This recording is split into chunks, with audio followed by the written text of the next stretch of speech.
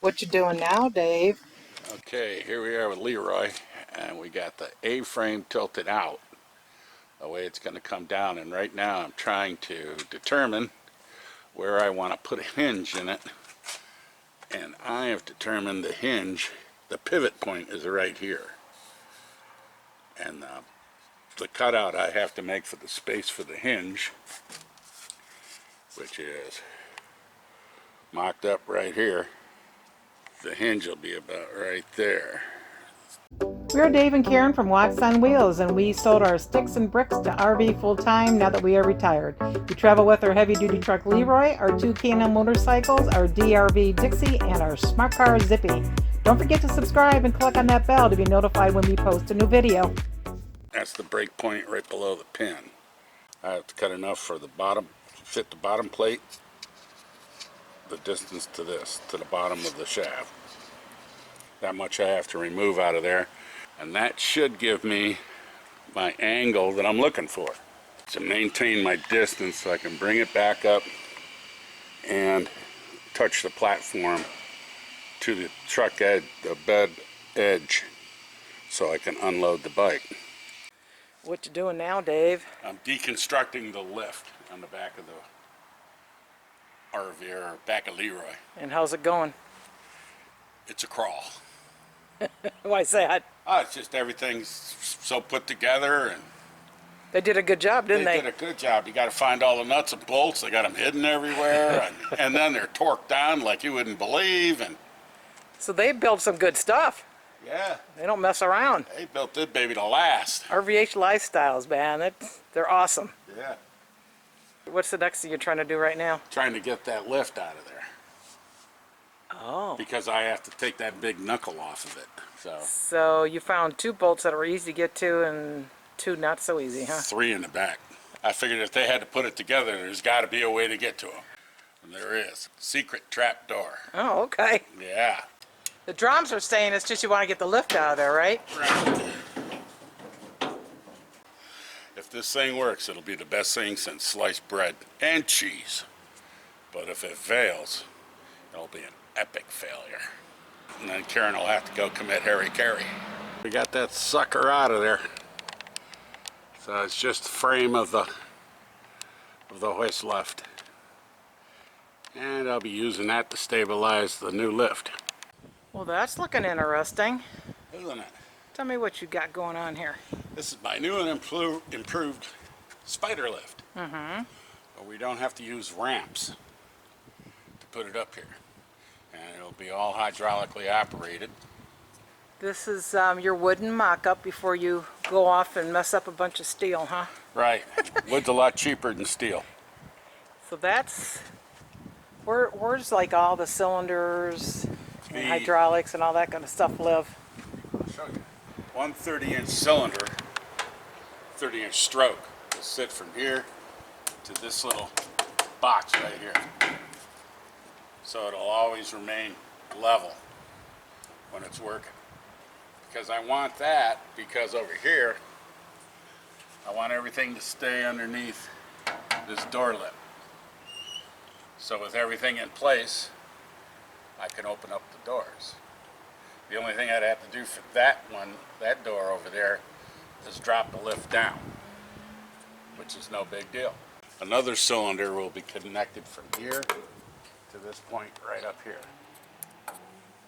So this can bend in the middle. And the way that'll work. So you've got that part on top is the start of where the platform would be? Yeah. Okay. That'll be the platform. All right. Where the top spider sits. Uh-huh.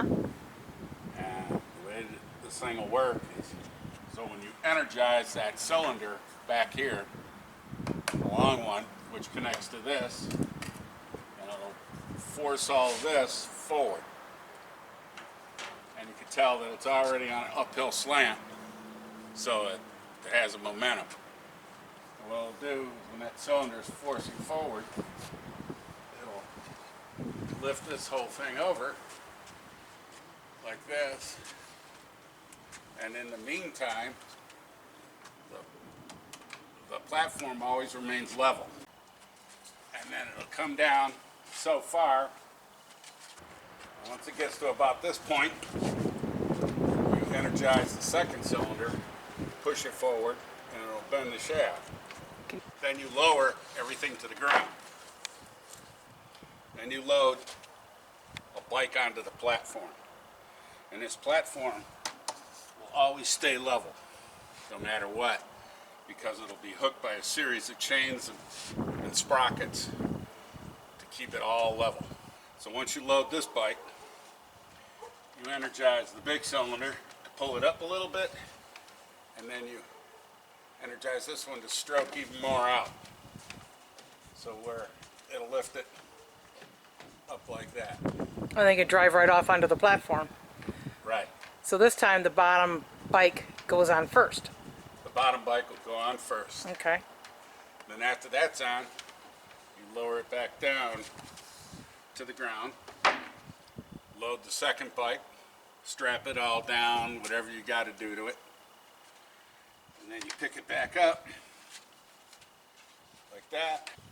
And once it gets to about this point, well, any kind of point you want, you straighten out this arm on here. With your cylinder? With the cylinder. And then once that's locked, and you pull the main cylinder back, and the bike goes up, and it comes back down and lands back on it. It'll have a locking point. That is cool.